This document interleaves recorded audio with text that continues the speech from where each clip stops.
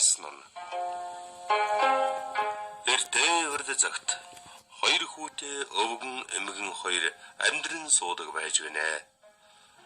Удалгүй насны ирэхээр хөгшин аав ээж нь тэнгэрт халж ах トゥ хоёр өнчрөн хоцорлоо. Ингээд ах нь ихнэр авч дүүтэйгэн хамт амьдрах болоход гэрийн эзэгтэй тийм ч дуртай байсангүй.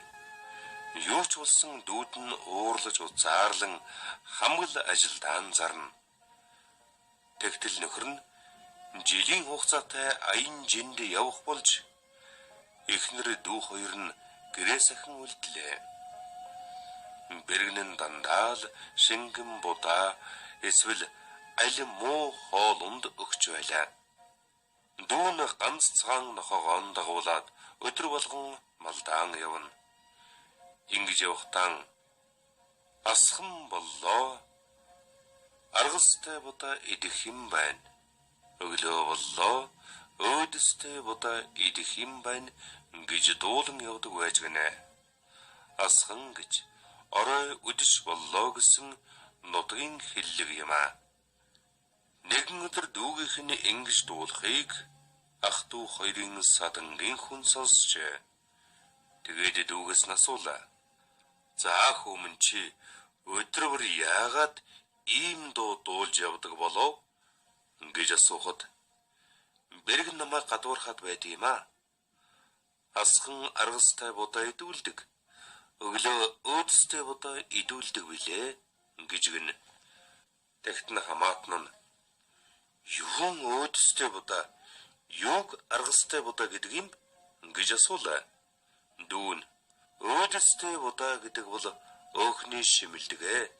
Нэхий дээрх хальс халимтай будаа гэлдэг юм.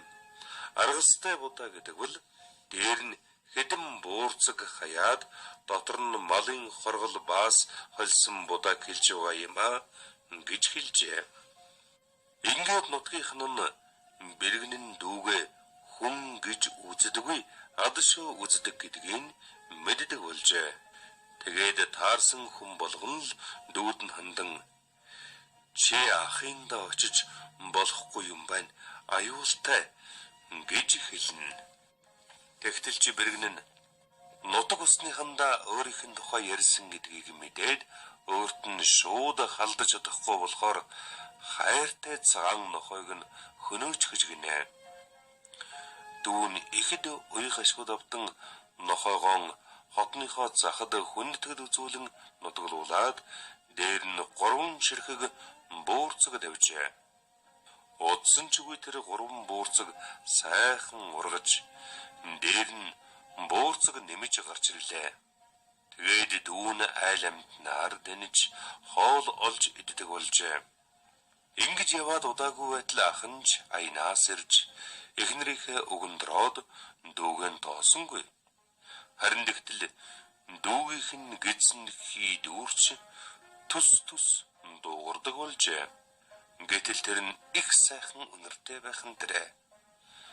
Айлын хүмүүс манайд очиж гидсэн дуугараг манайд оч гэдэл дүүг нь хадаг самбай барьж гэртэн өрж залдаг болжээ.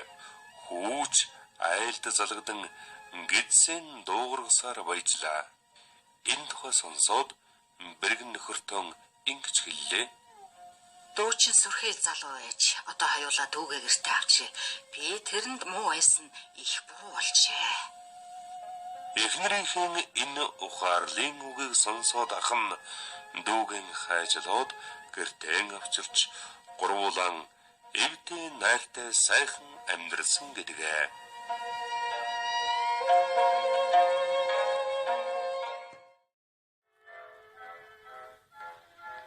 Ардын бүтээл сургаал төгсөх гэж байдгүй шиг ардын сөхөөсөн үлгэрүүд дуусах гэж үвэ. Энэ үлгэрийн сургаалыг эндэж бүү мартаарай. Маргаашийн үлгэр болтол багчуу дүүнэр минь баяртай.